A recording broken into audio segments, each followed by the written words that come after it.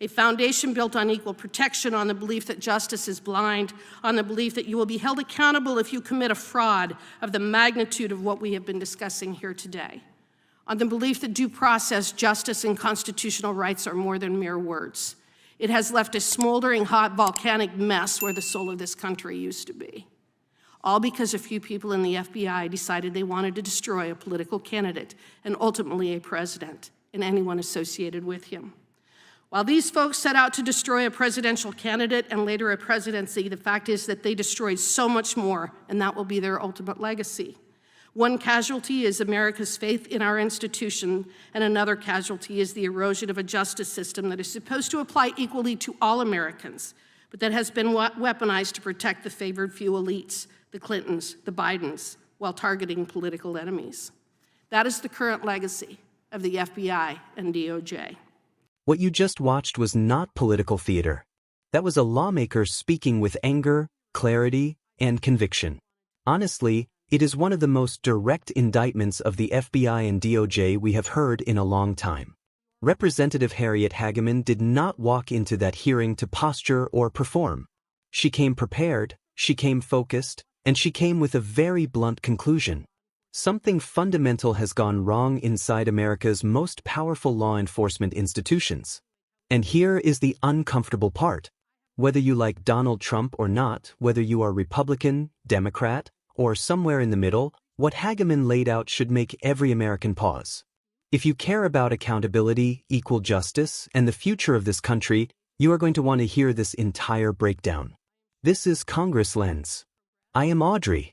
If you value honest reactions to congressional hearings without the media spin, like this video, subscribe to the channel and share your thoughts in the comments.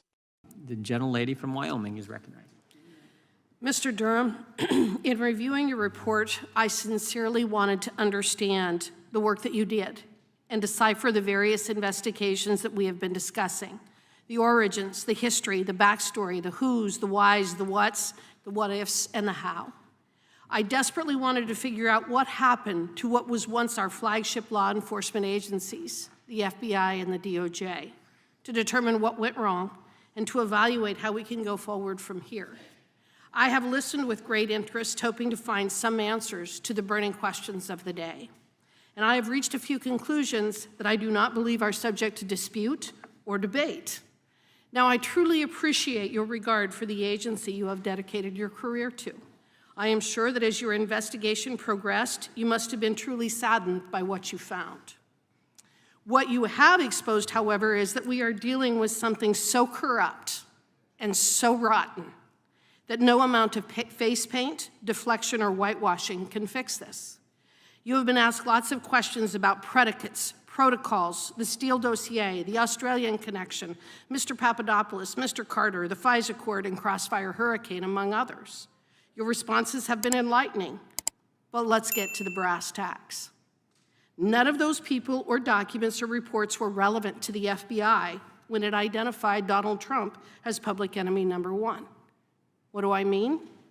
The accuracy and veracity of the Steele dossier was irrelevant to the FBI.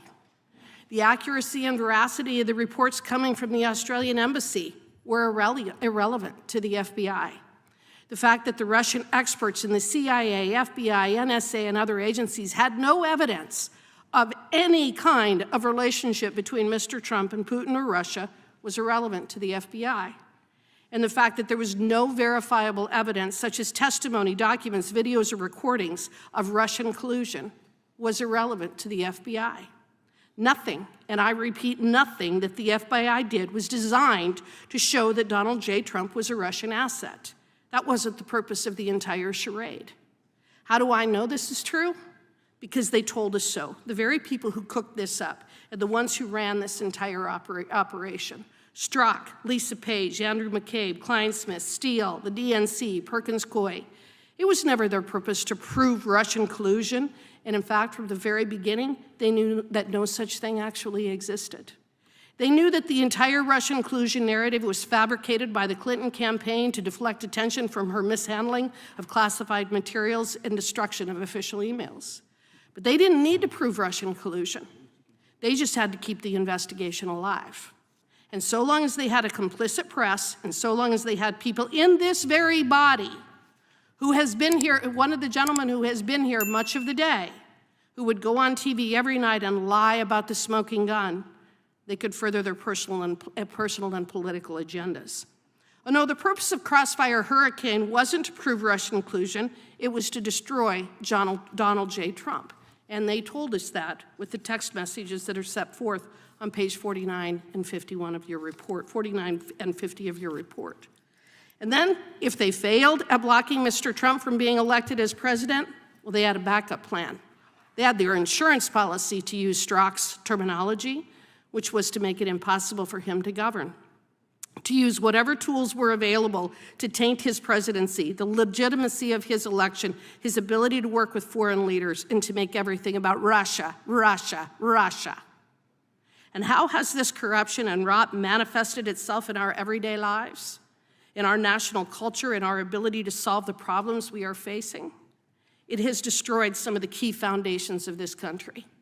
A foundation built on equal protection, on the belief that justice is blind, on the belief that you will be held accountable if you commit a fraud of the magnitude of what we have been discussing here today, on the belief that due process, justice, and constitutional rights are more than mere words. It has left a smoldering, hot, volcanic mess where the soul of this country used to be. All because a few people in the FBI decided they wanted to destroy a political candidate and ultimately a president and anyone associated with him. While these folks set out to destroy a presidential candidate and later a presidency, the fact is that they destroyed so much more, and that will be their ultimate legacy. One casualty is America's faith in our institution, and another casualty is the erosion of a justice system that is supposed to apply equally to all Americans, but that has been weaponized to protect the favored few elites, the Clintons, the Bidens, while targeting political enemies. That is the current legacy of the FBI and DOJ.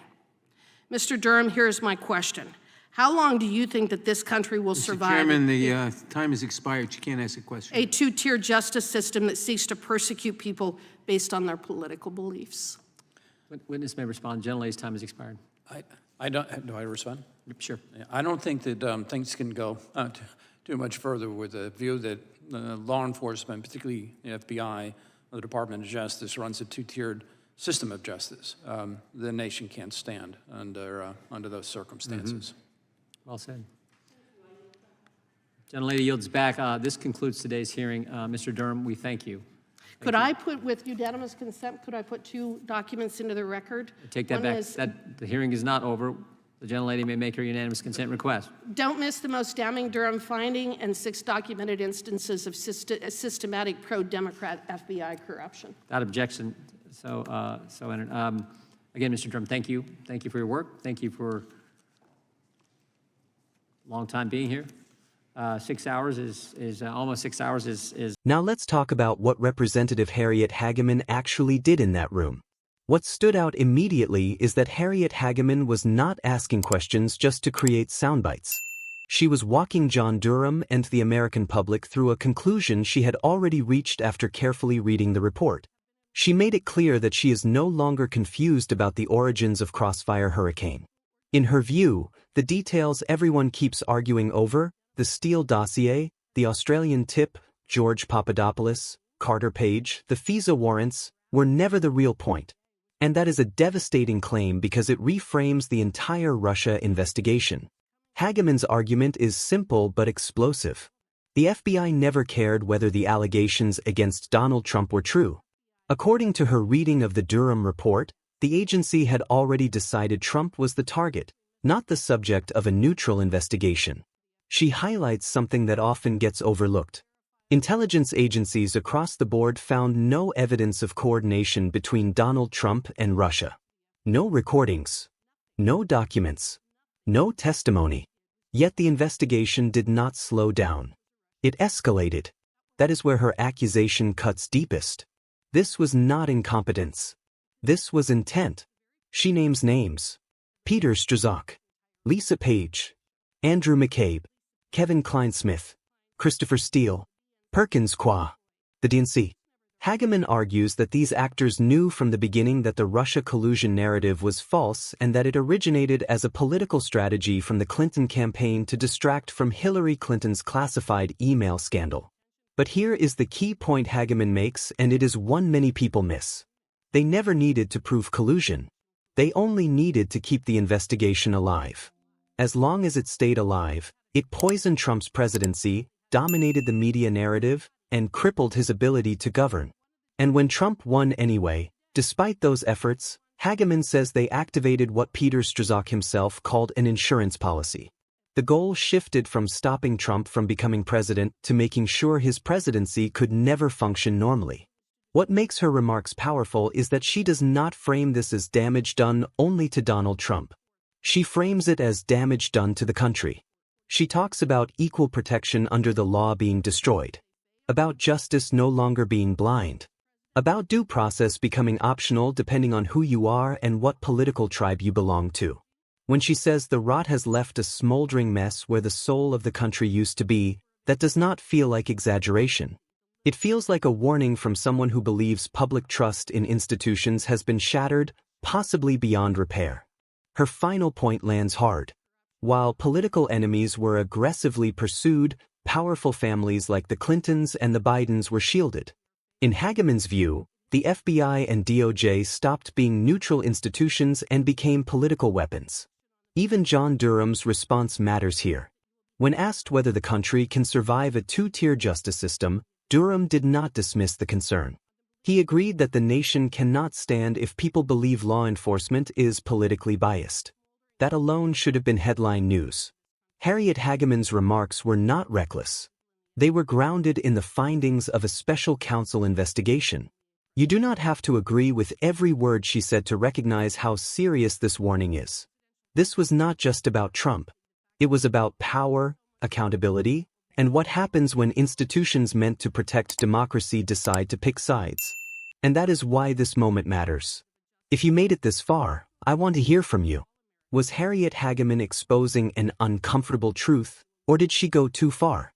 Drop your thoughts in the comments, like the video if this breakdown helped you, and subscribe to Congress Lens for more clear, unfiltered reactions to what is really happening inside Congress.